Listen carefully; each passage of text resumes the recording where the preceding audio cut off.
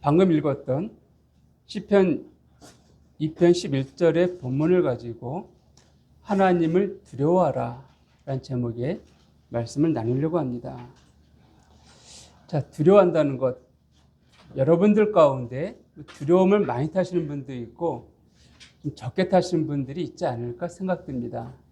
그래서 저는 좀 겁이 좀 많다 개인적으로 여기는데, 한 자료에 보니까 심리학자들이 연구를 했는데 인간이 태어날 때부터 갖는 두려움이 있다고 합니다.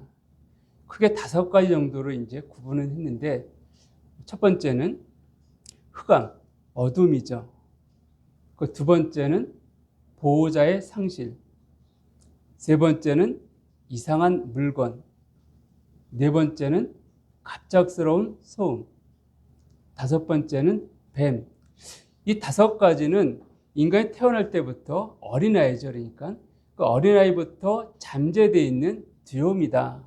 이런 그 결과를, 이런 논문을 쓴 것을 저는 자료를 통해서 본 적이 있습니다. 이 내용을 보면은 성경과 좀 일치되는 부분들도 많이 있다 여겨집니다. 흑암도 그렇고 보호자의 상실도 그렇고. 근데 뱀 같은 것은 여러분 가운데 뱀을 좋아하시는 분이 계실지 모르겠지만 전 근본적으로 뱀 자체는 굉장히 싫어합니다. 이것이 내재된 두려움의 한 부분. 아마 우리가 성경에 나와 있는 거, 제가 하나님을 알기 전에도 이삭을 싫었던 그런 기억이 있는데 내재되는 두려움이다라고 학자들이 말한 것을 보게 됩니다. 이 두려움에는 2가지로 구분되어집니다. 부정적인 두려움이 있고 긍정적인 두려움이 있습니다. 우리가 두려움은 다 두려워한다 여겨지는데, 아니, 거기 두려움이 부정적인 두려움, 긍정적인 두려움.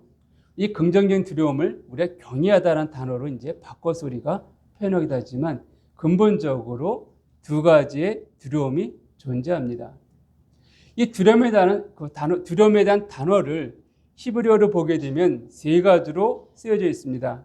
야레, 파하드, 하라드, 이런 단어가 쓰여졌는데 주로 야레라는 단어가 많이 쓰여졌습니다. 그럼에도 불구하고 이 야레나 파하드, 하라드라는 단어가 공통적으로 이 부정적인 두려움과 긍정적인 두려움을 나타낼 때 같이 사용되어졌습니다.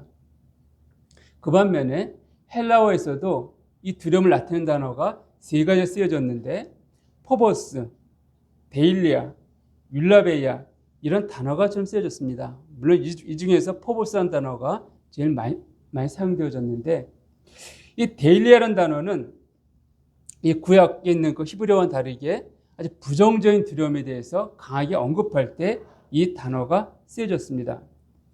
디모데후서 1장 7절 같은 데라든지 마태복음 8장 26절, 계시록 21장 8절 같은 데 보면 나와 있는데, 디모데후서 1장 8절만 한번 좀 보겠습니다. 제가 읽어드리면 이렇게 되어 있습니다. 하나님 우리에게 주신 것은 두려워하는 마음이 아니요, 우리에게 주셨던 마음은 두려워하는 부정적인 두려움이죠. 이런 마음이 아니다. 이 단어가 바로 이때 쓰여진 것을 알게 됩니다. 또 한 단어가 율라베이라는 단어가 있는데, 이 단어도 한 6-7회 정도 쓰여졌는데 이게 굉장히 긍정적인, 다시 말씀드리면 하나님을 경외한다는 의미에서 이 단어가 쓰여진 것을 볼 수가 있습니다. 히브리서 5장 7절을 좀 보게 되면 제가 역시 찾아 읽어드리겠습니다. 히브리서 5장 7절을 보면 그는 육체에 계실 때 자기를 죽음에서 능히 구원하실 이에게 심한 통곡과 눈물로 간과 그의 손을 올렸고 그의 경건하심, 이 경건한 단어가 바로 이 율리베이아, 이 두려움, 이 단어 쓰여졌고요. 한 군데 더 보게 되면 히브리서 12장 28절에서도 이 단어가 쓰여졌는데, 여기서도 보게 되면은 그러므로 우리가 흔들리지 않는 나라를 받았은즉 은혜를 받자, 이런 말미암아 경건함과 두려움으로 하나님을 기쁘시게 섬길지니. 그래서 두려움이라는 단어가 바로 율리베이아, 그러니까 긍정적인 두려움으로 쓰여진 것을 보게 됩니다. 그러나 대체적으로 히브리어나 헬라어나 이 단어를 보게 되면 주로 많이 쓰인 단어가 히브리어는 야베이고, 그리고 헬라어는 포보스라는 단어인데, 이 단어는 부정적인 것이나 긍정적인 것이나 다 함께 사용되어졌습니다. 근데 여기서 우리가 구약인 단어는 이제 아래로 말씀드렸는데, 특히 그 헬라어, 신약에 쓰여진 이 포보스라는 단어를 보면은요, 굉장히 의미가 있습니다. 이 포보스는 헬라 신에 나오는 공포의 신을 상징합니다. 다시 말씀드리면 이 포보스는요, 그 헬라의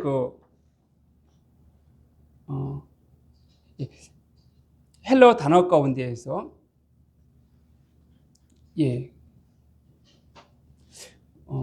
그 아버지가 그 전쟁의 신 아레스고요.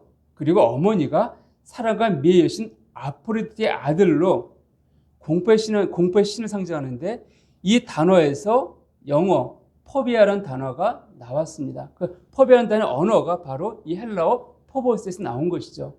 이 포비아라는 단어가 우리가 아주 극렬한 아주 큰 두려움들을 나타낼 때 쓰여진 단어인데, 그건 나왔다는 것입니다. 근데 이런 단어가 정말 이 공포의 신하게 되어지면 우리가 두려 떨어 도망갈 수밖에 없는데, 어떻게 이 단어가 부정적인 의미만이 아니라 긍정적인 의미 쓰여졌는가? 그것은 바로 다시 한번 언급하겠지만은 하나님께서, 우리가 하나님을 두려 떨어 도망가는 것은 왜 그렇습니까? 두려움이죠. 심판이죠. 심판에 대한 두려움 때문에 우리 하나님을 떠날 수밖에 없습니다. 숨을 수밖에 없습니다. 이것이 우리의 모습이에요.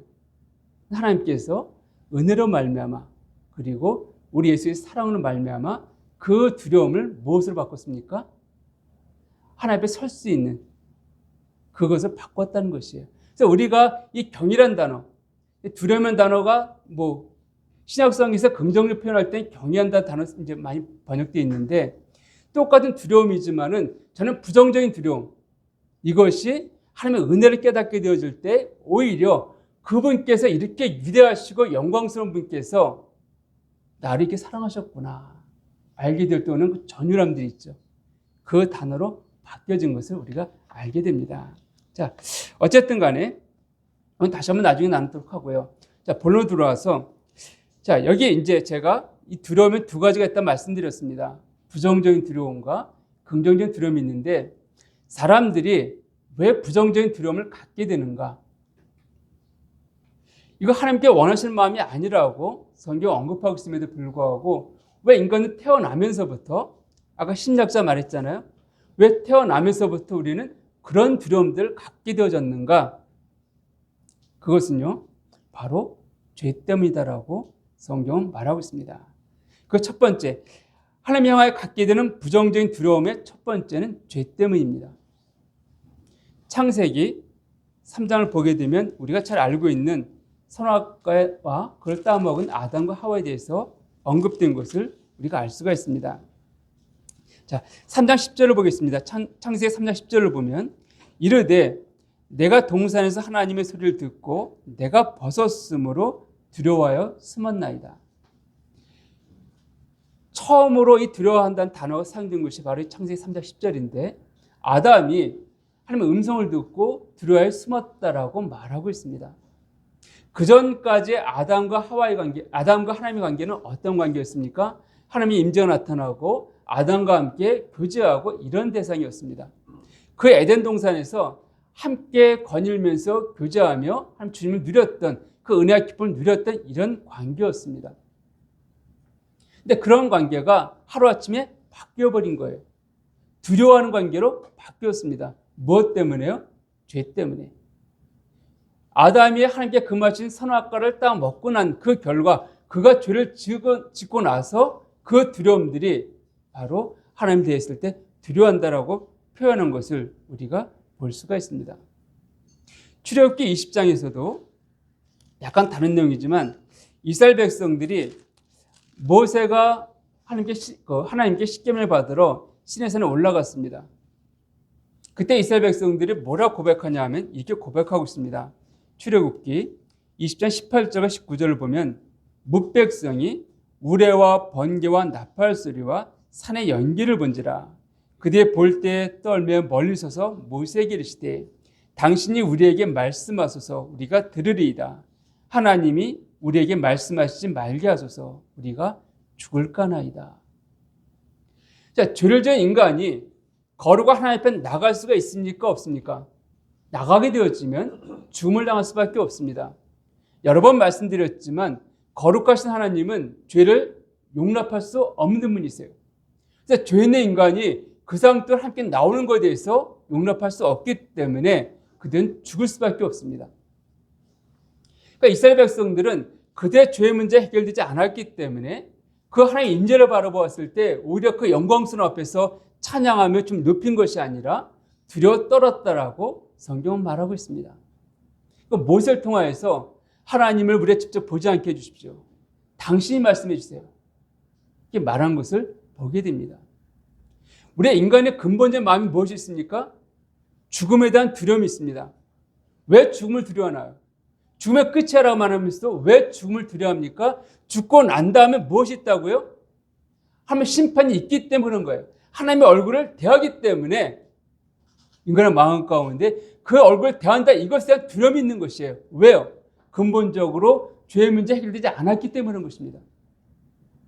우리가 오늘 소망을 말할 때 아까 만찬 때 그랬지만 소망에 대해서 왜 소망을 간다 그렇습니까? 우리 역시 하나님을 대할 때 전에는요 두려웠습니다. 두려웠어요. 왜요? 내 죄의 문제 해결되지 않았거든요.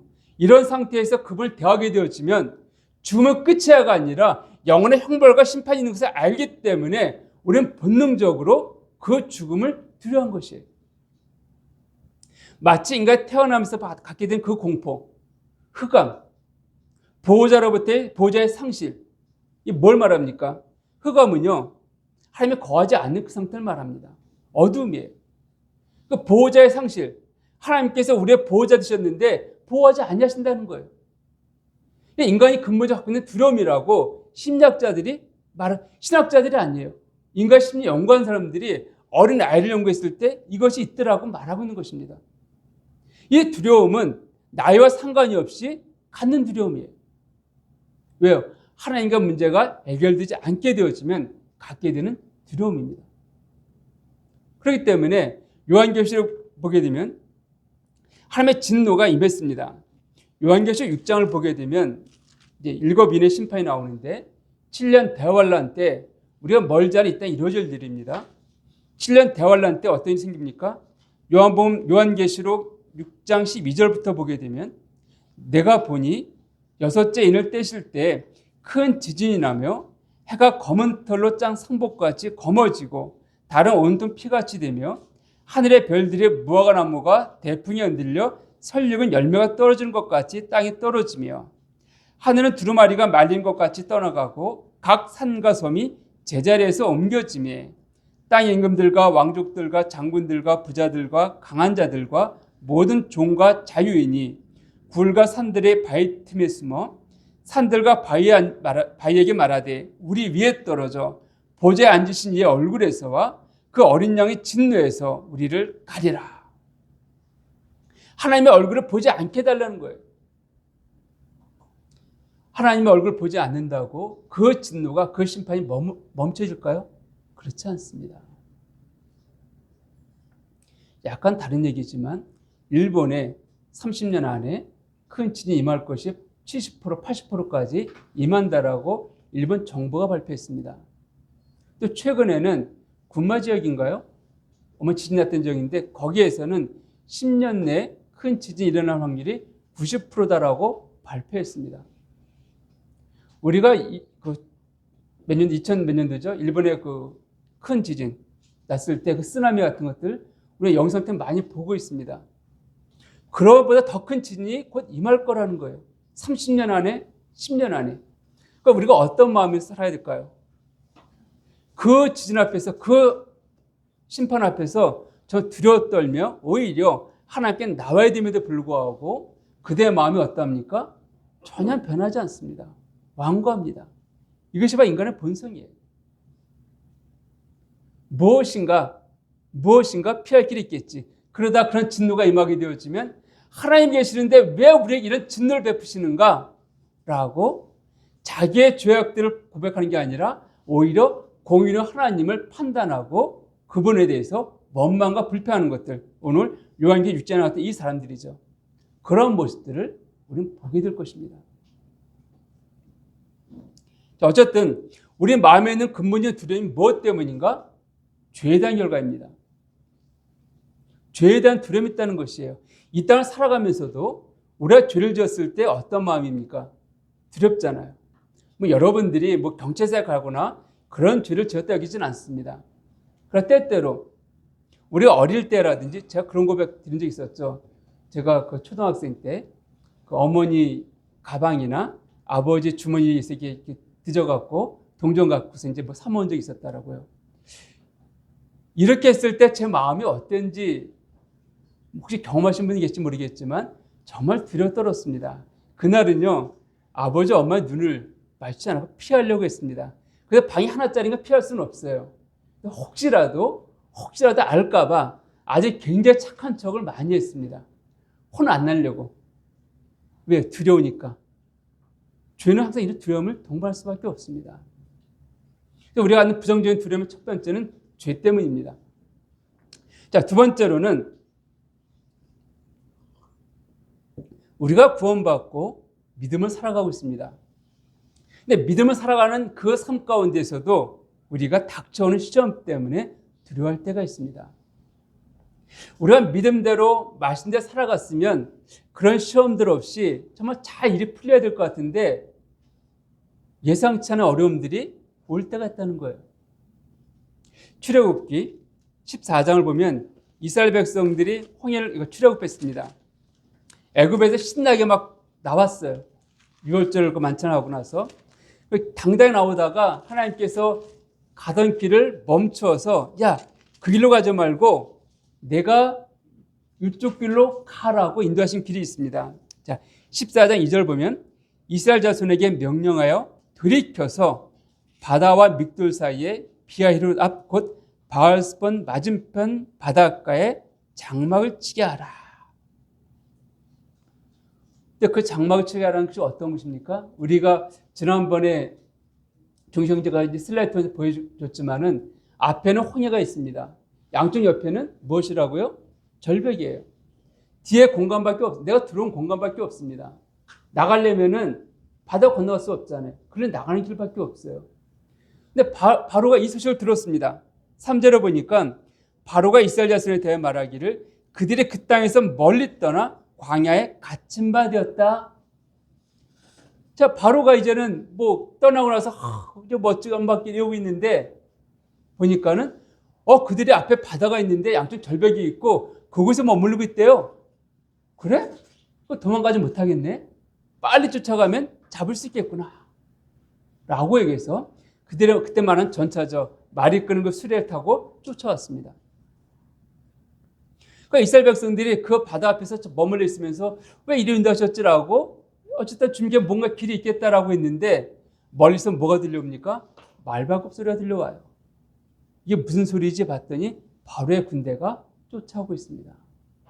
표로가 막혀버린 거예요. 갈 수 있는 길이 없습니다. 아니 내가 불순종해갖고 잘못 선택해서 이런 곳에 갇혔다 간다면 내가 회개하겠습니다. 하나님 그러니 살려주십시오라고 기도라도 하겠는데 하나님 말씀대로 왔잖아요. 잘못한 게 뭐가 있나요? 믿음대로 말씀대로 행했음에도 불구하고 이런 상황과 처할 때가 있다는 것이에요. 또 다른 모습을 보게 되면 마태복음 14장에 보게 되면 예수님께서 500여의 기도를 베푼 다음에 제자들로 하여금 배를 타고 갈릴리 건너편 먼저 가라고 말씀하십니다. 그래서 가는데 폭풍이 치고 막 굉장히 힘들게 가고 있어요. 그런데 누가 걸어오는 거예요? 폭풍 치고 있는데 보니까 예수님이에요. 그러니까 베드로가 뭐라 말합니까? 주여 주시거든 나로 명하여 이 바다로 걸어가서 당신에게 가게 없어서. 예수님 와 그래 와. 그러니까 베드로가 뛰어내렸습니다. 물에 안 빠졌어요. 신났습니다. 막 걸어가고 있어요. 근데 걸어가다 뭐 보게 됩니까? 아니 걸어가면 참 바다를 잔잔하게 하셨으면 얼마나 좋을까요? 파도를 치게 하시는 거예요. 자기 삼키가던 파도가 넘쳐옵니다. 그래서 그 파도를 보고 두려운 거예요. 빠졌다라고 성경이 언급하고 있습니다. 이처럼 우리가 믿음의 삶을 살고 있는데도 불구하고 하나님은 그 삶 가운데 어려움을 주실 때가 있다는 거예요. 그런 시험관 들었을 때 우리는 두려움을 느끼게 되어집니다. 하나님 나를 잊으셨는가? 나를 버리셨는가? 내게 대해서 어떤 계획도 없으신 건가? 왜 그분께서 나의 아버지이시고 나의 보호자라 하신다면은 내가 말씀대로 잘 살아왔는데 이런 어려운 상황 가운데 처하게 하실까? 왜 이런 상황 가운데 빠지게 하실까? 이런 두려움들이 우리에게 몰려올 때가 있습니다. 그분이 약속하셨음에도 불구하고 그 약속이 다 어디 간 것이라고 이런 두려움들이 우리 마음에 몰려올 때가 있다는 것이에요. 세 번째는요, 우리 일반적으로 많이 갖고 있는 두려움입니다. 그 두려움은 내일에 대한 두려움입니다. 즉 미래에 대한 두려움이죠. 오늘 우리가 함께 모여 있지만 정말 나라가 경제적으로 다 아직 좋은 건 아니죠, 상황들이요. 이런 시대에 살아가면서 과연 내가 1년 후에 내 삶이 어떻게 될 것인가? 이런 것들. 내가 지금은 건강한 것 같지만 혹시 건강검진 받으러 갈 때 혹시 그런 두려움 느끼십니까? 검진 받으러 갈 때 혹시 예기치 않은 뭐가 발견되지 않을까 하는 두려움들 가신 적 있으신가요? 그렇잖아요. 내시경 검사 받고 받으려고 해도 혹시라도 발견될까 하는 괜히 그 찜찜함들, 그 두려움들을 가질 때가 있습니다. 지금 내가 건강한 것 같은데 혹시 내 건강 잃을 거에 대한 그 두려움들. 또 내 자녀가 참 지금은 잘 자라는 것 같지만 이 험한 세상 가운데에서 아이가 어긋나지 아니하고 정말 잘 자랄까? 이 아이가 자랐을 때 정말 믿음을 포기하지 않고 믿음을 잘 자랄 것인가? 혹시라도 취업하는데 어려움이 없을까? 이런 미래에 대한 염려와 걱정들.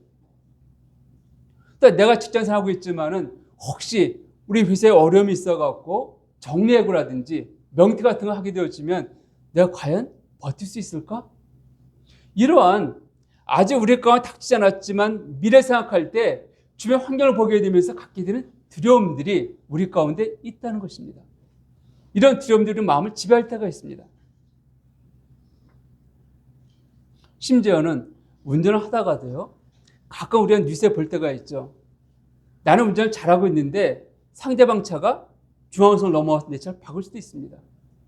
난 신호마차 잘 정지하고 있는데 뒤에 차가 나를 뒤에 추돌할 때가 있다는 것이에요. 난 횡단보도에서 신호 보고 걸어가고 있는데 갑자기 음주운전차가 칠 때가 있습니다. 이게 지금 일어나는 사실들이에요. 이런 걸 생각할 때 과연 내 미래는 어떻게 될 것인가? 이런 두려움들이 우리 가운데 나타나기도 합니다. 그 네 번째로는 사람에 대한 두려움입니다. 잠언 29장 25절을 보면 이렇게 되어 있습니다. 제가 읽어드리면 잠언 29장 25절을 보면 사람을 두려워하면 올무에 걸리게 되거니와 여호와를 의지하는 자는 안전하리라. 자, 사람을 두려워한다. 우리가 왜 사람을 두려워하게 될까요? 사람 왜 두려워하자라고 하지만 우린 공동체적인 이 사회가 공동체입니다. 혹시 이 사회 가운데 내가 왕따 당하지 않을까? 당하지 않을까? 그들이 이렇게 행하는데 나는 그렇게 행하지 아니하면은 혹시 나만 왕따 당하지 않을까? 사람을 의식하고 눈치를 보게 됩니다. 구약에서 이런 삶을 실패한 사람의 대표적으로 사울왕이 있습니다. 하나님이 사울왕이 뭘 말씀하셨습니까? 먼저는 사무엘과 약속을 합니다. 내가 언제까지 올 것이다. 이제 블레셋군이 쳐들어왔어요. 싸움터에 나가야 되는데 그 일주일 약속한 기간 가운데 아직 사무엘이 오지 않았습니다. 백성들이 하나님의 은혜를 구하지 못하고 이 싸움터에 나가게 되면 우리는 백전백패야. 우리 질 수밖에 없어 하면서 백성들이 도망가기 시작합니다. 사울은 이것을 보기 시작하면서 하나님의 도우심을 받아야 되는데 사무엘은 아직 오지 않았고 어떻게 될 것인가? 자기가 제사장이 아님에도 불구하고 하나님께 번제를 드렸습니다. 이 제사는 누가 드려야 됩니까? 오직 제사장만 드려야 되는 거예요. 그 번제를 드리고 난 다음에 사무엘이 오죠. 그래서 책망합니다. 사울이 왜 그랬을까요? 흩어지는 백성들, 도망하는 그 백성들 바라볼 때 두려움이 생겼거든요. 또 있습니다. 그 후에 하나님이 아말렉에다 지멸하고 말했습니다. 그 싸움에 큰 승리를 주셨어요. 그 사무엘에 갑니다. 근데 짐승의 소리가 들리는 거예요. 사무엘이 물어보죠. 이 짐승의 소리는 무엇입니까? 했더니 백성들이 좋은 소나 양을 갖다가 하나님께 제사 드리려고 남겨둔 것입니다. 사울의 분이 잘못된 것을 책망해야 돼요. 근데 책망이 되어지면 그 백성들이 자기 등 돌릴까 봐 책망하지 않고 핑계와 변명을 일관하는 것들을 보게 됩니다. 이렇게 우리는 공동체 이 사회 속에서 혹시 내가 이렇게 행동하게 되어지면 그들에게 왕따 당할까 봐, 혹시 내가 이들 앞에서 기독교인임을 나타내게 되어지면 왕따 당할까 봐 들을 때가 없잖아 있다는 것입니다. 없잖아 있는 것들을 보게 됩니다. 지난번에 어느 교회 작았던 자매님을 만났었는데 그러시더라고요. 그 모임 자매님이신데 같은 직장이 있었습니다. 근데 저를 보면서 참 식사할 때 꽤 오래 기도하신다. 굉장히 유익 있게, 주의 깊게 봤다는 것이에요. 근데 좀 오래 기도한 것도 아니었었는데 참 이렇게 요새는 사람들이 식사 기도할 때 제가 청년 때만 하더라도 30대만 하더라도 굉장히 많은 사람들이 식기도하는 걸 볼 수가 있었습니다. 지금은 거의 보지를 못하겠어요. 식당에서요. 한다 하더라도 그냥 고개만 까딱하는 정도. 천주교에서 마치 이거 하죠. 이 정도의 어떤 시간들로 끝내는 것들을 볼 때가 너무나 많이 있습니다. 과연 기도하고 있는가? 이럴 때가 있어요. 근데 제가 오래 기도한 건 아님에도 불구하고 감사하면 오래 할 건 아니잖아요. 근데 참 그분 보기에는 그게 보였다라고 말하고 있습니다. 근데 왜 사람들이 이렇게 기도하지 않습니까? 근데 기도하게 되어지면 앞에 밥 먹는 사람이 불편할까 봐 대충 하고 그냥 같이 호흡을 맞춰주려고 이럴 때가 있다는 것이에요.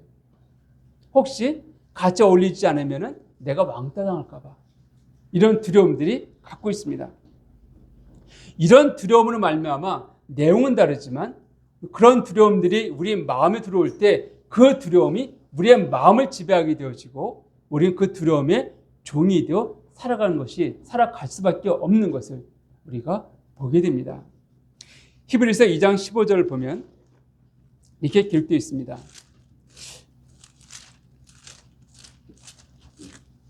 히브리서 2장 15절에 또 죽기를 무서워함으로 한평생 매어 종노릇하는 모든 자들을 놓아주려 하심이니.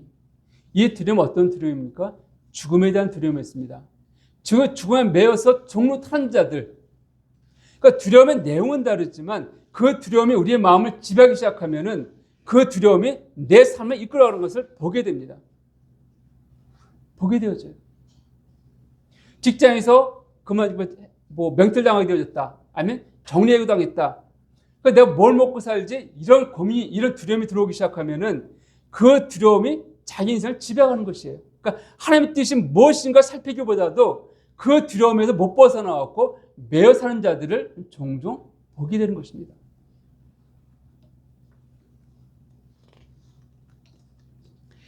우리가 마태복음 25장 24절, 25절 보게 되면 거기에 달란트의 비유가 있습니다.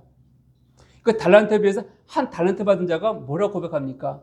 주인은 완고한 자이기 때문에 혹시 달란트를 갖고 내가 잘못하면은 주인한테 내가 어려움 당할까봐, 혼날까봐 이 달란트를 땅에 묻어두었습니다. 고백하잖아요. 그 두려움에 그를 지배하니까는 아무 생각도 하지 못하고 어떻게 하면 이 두려움 벗어날까? 이건 매여있는 것들을 우리가 보게 되어집니다. 그렇다면 우리가 이 두려움에서 벗어나는 길은 무엇일까요? 하나님과의 관계 회복입니다. 그 관계 회복은 하나님 향한 믿음인데, 자, 우리 하나님 믿는다고 합니다. 그렇죠? 여러분 하나님 믿죠? 믿는다고 우리는 말하고 있습니다. 그런데 과연 하나님을 믿는다고 말하고 있지만 무엇을 믿는 것일까요? 무엇을 믿고 계십니까? 일반적으로 난 예수께서 내 죄 때문에 죽으시고 살아난 믿습니다. 예, 가장 기본적인 믿음입니다. 근데 그 기본적인 믿음 속에서 지금 이 두려움에서 벗어나기 위해서 우리는 무엇을 믿어야 될까요? 바로 나를 향한 하나님의 사랑입니다. 사랑이에요. 이 사랑이 우리로 하여금 그런 부정적인 두려움에서 벗어나 정상적인 하나님과의 관계 속에 살아가게 하는 것을 보게 됩니다. 자, 요한일서 4장 17절과 18절을 같이 한번 보겠습니다. 신약성경입니다. 요한일서 4장 17절 18절, 제 성경은 신약성경 391페이지입니다.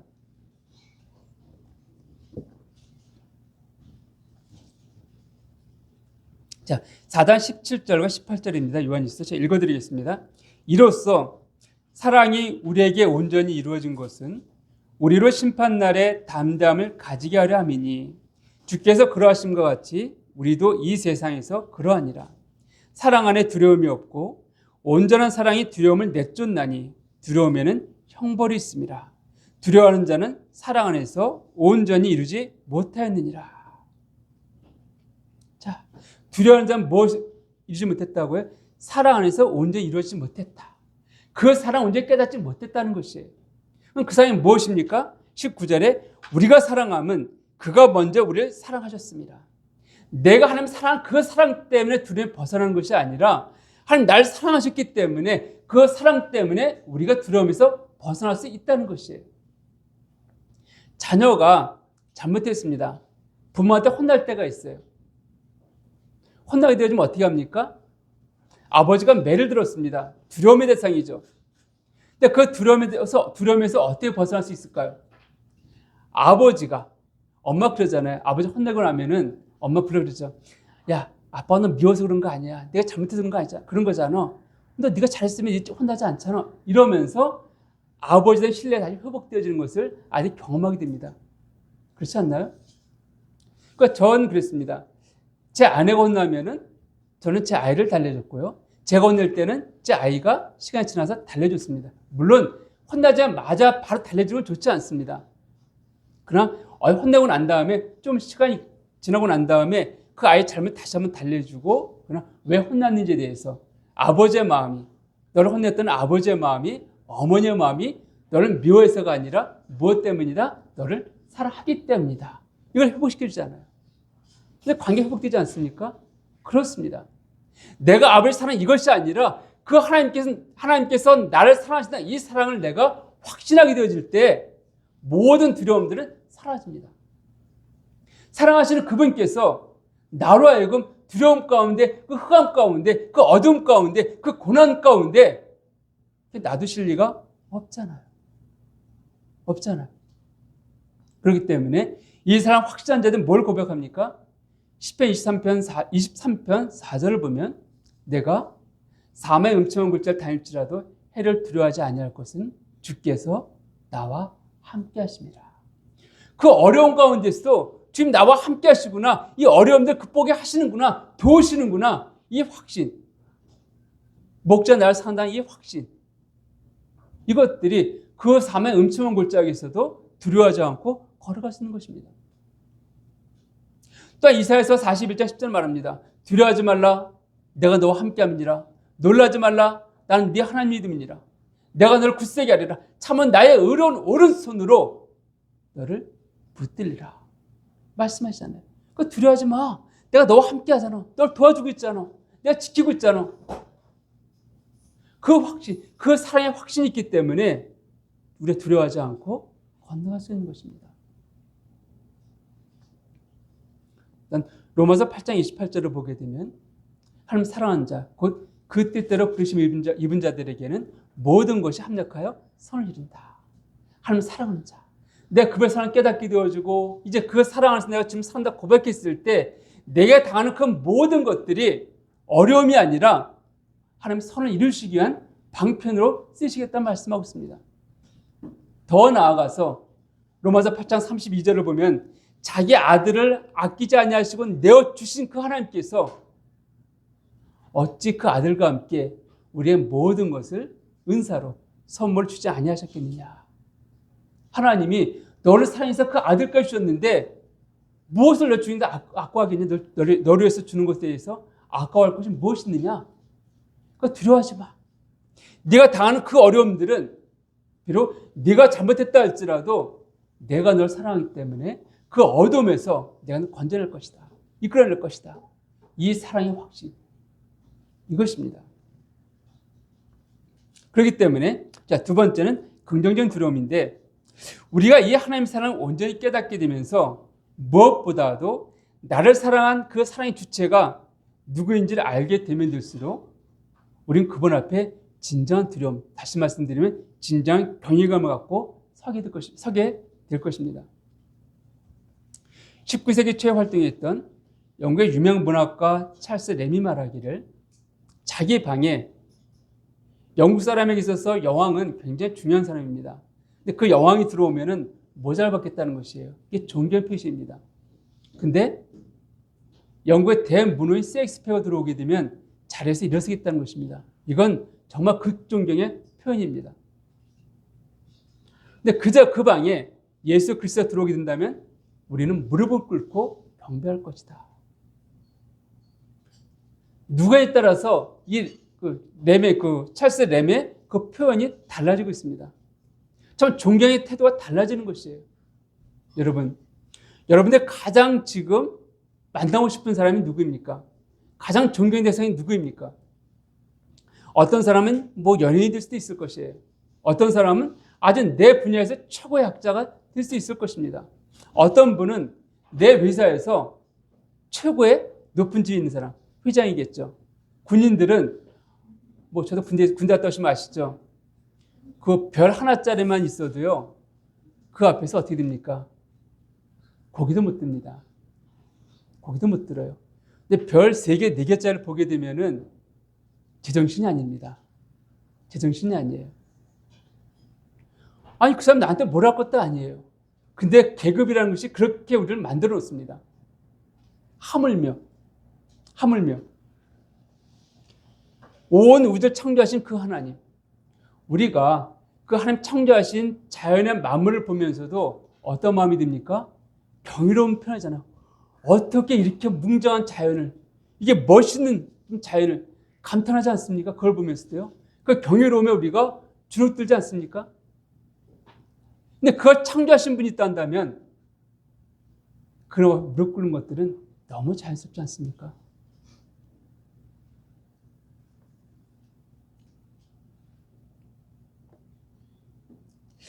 우리가 이렇게 하나님을 알게 되어지고 그분을 사랑할수록 그분에 대한 그 존경심, 경외감을 갖게 가면 될수록 우리 삶 가운데 진짜 유익을 얻게 되어집니다. 어떤 유익을 얻게 되냐면 첫 번째는 올바른 선택을 하며 살아가게 됩니다. 우리 인생을 살아가면서 정말 수많은 선택의 기로에 설 때가 있습니다. 정말 어떻게 하는 것이 옳은 것인지 우리가 헤맬 때가 있습니다. 그 선택의 기로 가운데 올바르게 행할 수 있도록 도와주십니다. 잠언 9장 10절입니다.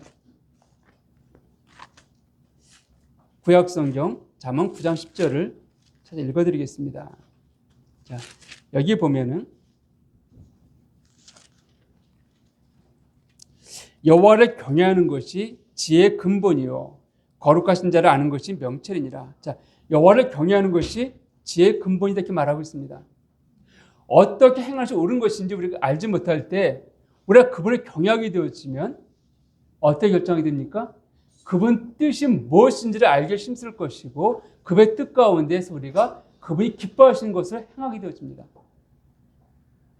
그런 선택 기록 가운데서 우리가 잘못된 것이 아니라 그분의 뜻이 무엇인지 알고 행하게 되어질 때 우리는 올바른 길을 선택할 수 있고 올바르게 행할 수 있다는 것이에요. 우리가 그분의 뜻을 구하게 되었지만 그분께서는 자신의 인도하심들, 자신의 뜻을 나타내십니다. 그 인도하심들을 경험할 수가 있다는 것이에요. 저희 집안에 얼마 전에 어떤 중요하게 가정에서 결정한 상대가 있었습니다. 그래서 저희 이제 가족들이 모여서 얘기하기도 하고, 전 기도했습니다. 하나님, 우리가 우둔한 자들이기 때문에 정말 주의 말씀을 보아도 때로는 내가 무엇이 하고 싶다 하면은요, 말씀을 보아도 말씀이 들어오지 않을 때가 있습니다. 그러니까 주님 그렇게 기도했습니다. 우리가 우둔한 자이기 때문에 참 말씀을 보아도 우리가 잘 분별하지 못할 때가 있습니다. 하나님, 그러니 우리가 올바른 결정을 내릴 수 있도록 주께서 환경을 통해 인도해 주십시오. 명확하게 말씀해 주십시오. 이런 기도를 했었습니다. 어저께 가족과 함께 식사를 하면서 그 일이 어떻게 결정되어졌는지 나왔습니다. 하나님께서 명확하게 막으셨다. 이 고백들을 하게 되어지고 또 그런 고백 가운데 가족들이 동의하는 것을 볼 수가 있었습니다. 이처럼 우리가 저 우둔한 자이기 때문에 주의 지혜를 구하고 주의 뜻이 무엇인지 알기 원한다 한다면 하나님께서 잘못된 길을 인도하지 않고 합당히 행하시는 것들을 경험할 수가 있습니다. 자, 두 번째로는 세상으로부터 우리가 보호받게 되어집니다. 잠언 14장 26절을 제가 읽어드리겠습니다. 14장 26절을 보면 여호와를 경외하는 자에게는 견고한 의리가 있나니 그 자녀들에게 피난처가 있으리라. 이 땅을 살아가면서 우리는 많은 공격들을 받게 됩니다. 이 공격이 다른 것이 아니에요. 우리의 믿음에 대한 시험들, 또 우리가 정말 정직하게 살아감에도 불구하고 때는 그런 유혹들을 받을 때가 참 많이 있습니다. 종종 있다는 것이에요.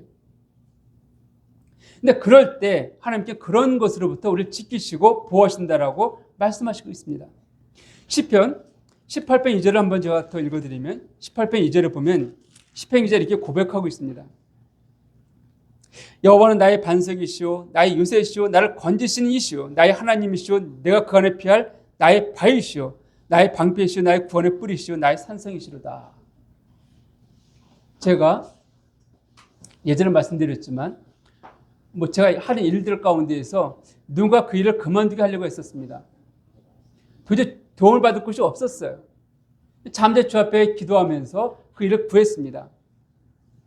저한테 그걸 처음 얘기한 사람이 3개월의 시간을 저한테 줬습니다. 3개월에 이 문제 해결하라. 근데 해결할 게 없는 것이죠. 그리고 일이 나름 머리를 써서 해결한다 했었지만은 그 방법들은 도저히 이루어지지 않았습니다. 좀 길들여 보이는 것 같아갖고 나가게 되어지면 곧 막히게 되어졌고, 이렇게 그리면 나가게 되어지면 또 막히게 되어졌고, 이렇게 되다가 이틀 앞으로 다가왔습니다. 이제는 많이 포기할 수밖에 이 상황들 가운데, 그러나 하나님께서 개입하셨습니다. 저 어떻게 이 일이 지는지 알지 못합니다. 단지 그 일을 주관하시는 분이 저를 불러서 그 상황을 물어보게 되어지고, 그리고 제 상황도 얘기하게 되어졌을 때 저로 하여금 그 일을 그만둬 하려고 했던 사람 가운데 불러갖고 이 일이 어떻게 처리되어야 될지 명확하게 지시하고 행하는 것을 볼 수가 있었습니다. 참 너무 놀라고 신기한 일이었습니다. 이처럼 하나님 우리의 산성이시고 바위시고 요새시고 방패라고 성경 말씀하고 있습니다. 우리가 정직하게 살아간다고 하지만 이 세상은 우리의 믿음을 끊임없이 공격하고 시험하고 있습니다. 우리의 믿음을, 우리의 정직함들을 시험하고 있다는 것이에요. 그럼에도 불구하고 그 어려움 가운데서 주님은 우리의 산성이시고 요새이시고 방패이시기 때문에 우리를 능히 지키시고 보호하시고 건져내신다라고 말씀하고 있습니다. 그러니까 우리가 두려워할 자는 누구입니까? 사람이 아니라 하나님이라는 것이에요. 하나님 앞에 상황이 되어지면 하나님 행하시겠다라고 말씀하고 있습니다. 세 번째는 하나님의 뜻을 분별하여서 행하게 됩니다. 시편 25편 14절을 제가 보게 되면 시편 25편 14절에 이렇게 되어 있습니다. 여호와의 친밀하심이 그를 경외하는 자들에게 있으며 그의 언약을 그들에게 보이시리로다. 여호와의 친밀하심이 그를 경외하는 자들에게 있다. 하나님은 당신의 경외하는 자들 가운데 가까이 하신다라고 말씀하고 있습니다. 왜 가까이 하십니까? 우리가 친한 사람과 함께 있게 되어지면 평소에 하지 않던 얘기들도 하게 됩니다. 친밀하면 그거잖아요. 어쩌다 한번 볼 때는 별로 대화들이 없어요. 그런데 친밀한 친구들은 가까이 있고 자주 만나게 되어지고 이런 친구들은 자기 속에 있는 것까지 다 나누게 됩니다. 하나님도 마찬가지예요. 요한복음 15장에서도 말씀하셨듯이 내가 너희를 종이 아니라 뭐라고요? 친구라 하겠다라고 말씀하고 있습니다. 그래서 친구라는 것들은 내가 제가 좀 읽어드릴게요. 그 부분들을 요한복음 15장 15절 보면 이제부터는 너희를 종이라 하지 아니하리니 종은 주인이 하는 것을 알지 못함이라 너희를 친구라 했노라 내가 내 아버지께 들은 것을 다 너희에게 알게 하겠습니다. 내가 친한 친구이기 때문에 내가 들었던 성부로부터 들었던 그 모든 것들을 내가 너에게 알게 해주겠다라고 말씀하고 있습니다. 누구한테요? 친밀한 자들 가운데, 하나님은요, 이 세상을 주관하고 다스리고 계십니다. 우리가 지금 이 세대를 바라볼 때 믿는 자들 가운데 분명 고백들이 있습니다. 그 고백이 무엇입니까? 주님께서 곧 오시겠다라는 그 고백들은 할 수밖에 없습니다. 데살로니가전서 5장 4절을 보면 너희에게는 도둑까지 임하지 못한다는 말씀하고 있습니다. 도둑은 언제 올지 알지 못해요. 그거 지키지 못합니다. 그런데 우리 믿는 자들 가운데는 도둑까지 임하지 않겠다는 것이에요. 그래서 무엇입니까? 도둑이 어느 때 오는지를 우리가 알 수가 있다는 것이에요. 이 시대를 바라보면서 참 주께서 오실 때가 너무 가까이 왔다는 것을 우리는 부정할 수가 없습니다. 온 세계가 이토록 혼란스러운 적이 있었습니까? 한 나라의 대통령 말 한마디 때문에 온 세계가 출렁이고 있습니다. 이것은요, 멀리 적그리스도 나타났을 때를 우리에 보여주고 있습니다.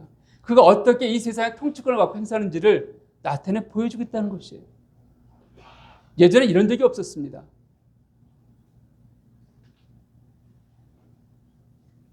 이처럼 우리가 하나님의 뜻을 그걸 경외하게 되어진다면 그의 뜻이 무엇인지를 어떻게 이 시대 가운데 나타나 일하신지를 우리가 알 수가 있습니다. 마지막으로 네 번째는요, 우리가 죄에서 떠나게 됩니다. 하나님 경외하게 되어지면 죄에서 떠날 수밖에 없습니다. 잠언 16장 6절을 보면 인자가 진리로 인하여 죄악이 속하게 되고 여호와를 경외함으로 말미암아 악에서 떠나게 되느니라. 우리가 하나님 경외하게 되어지면 하나님 미워하는 것을 미워할 수밖에 없습니다. 정말 내가 존경하는 사람, 내가 사랑하는 사람이 있을 때 그 사랑하는 사람이 기뻐하는 것을 내가 함께 기뻐하게 되어지고, 우리가 그런 것도 있죠. 저는 모르겠지만 내가 좋아하는 연예인들이 뭘 먹었다면 같이 먹잖아요. 좋아하는 사람이 먹었기 때문에, 그러니까 돈을 비싸게 주고 광고하는 게 그런 이유들이지 않습니까? 이런 것처럼 그분이 여호와를 경외하게 되어지면 그분께서 기뻐하시는 것을 우리 기뻐할 수밖에 없습니다. 그러니까 그분이 뭘 미워하십니까? 죄잖아요. 그러니까 그분을 경외하게 되어지면 자연스럽게 우리 마음에도 죄를 묘하는 마음이 있고 죄에서 떠나게 되어집니다. 그래서 고린도서 7장 1절을 제가 보게 되면 이렇게 사도 바울은 고백하고 있습니다. 그런즉 사랑하는 자들아, 이 약속을 가진 우리는 하나님을 두려워하는 가운데서, 하나님을 경외하는 가운데서 거룩함을 온전히 이루어 육과 영의 온갖 더러운 것에서 자신을 깨끗하게 하자라고 말씀하고 있습니다. 자, 결론입니다. 우리가 하나님을 경외하게 될 때 우리는 우리 예배가 살아나게 되어지고 더 풍성해지게 됩니다. 정말 그분 앞에 우리가 그 임재를 깊이 경험하면 경험할수록 우리 심령이 차마차 무릎 꿇어질수록 누가 높임 받습니까? 주님이십니다. 그 주님이 높임 받는 그 예배 당연히 살아날 수밖에 없습니다. 사람이 높임 받는 예배는 주님께 거하시지 않으세요. 주님이 계실 곳이 없습니다. 그러나 주님 높임 받는 그 예배 얼마나 풍성합니까? 그리고 그 예배 참여자들은 더 깊은 임재 가운데 들어가게 되어지고 그의 마음에 즐거움이 차고 넘치며 하나님과 깊은 사귐과 연합 가운데 거하게 됩니다. 그리고 하나님은요, 자기를 경외한 자들의 소원을 들어주신다라고 약속하셨습니다. 시편 145편 19절 한번 같이 한번 읽어보겠습니다. 시편 145편 19절입니다. 제 성경은 구약성경 907페이지입니다. 자, 하나님 누구의 기도 응답하시는가? 시편 145편 19절입니다. 같이 한번 읽겠습니다. 시작. 그는 자기를 경외한 자들의 소원을 이루시며 또 그들의 부르짖음을 들으사 구원하시리로다. 하나님은 자기를 경외한 자들의 소원을 들으신다라고 말씀하고 있습니다. 하나님을 경외한 자는 다른 어떤 것도 두려워할 필요가 없습니다. 그렇지만 오히려 그 반대로 하나님을 두려워하지 않는 자는 그 모든 것을 두려워해야 합니다. 여러분, 하나님을 두려워하십니까? 정말 그걸 경외하십니까? 그렇다면 여러분 두려워할 것이 없습니다. 그러나 하나님 경외하심이 없다고 한다면 그런 모든 것들에 대해서 두려워해야 해야 할 것입니다. 왜냐하면 그 삶의 책임은 여러분에게 있기 때문에 그렇습니다. 기도하시겠습니다.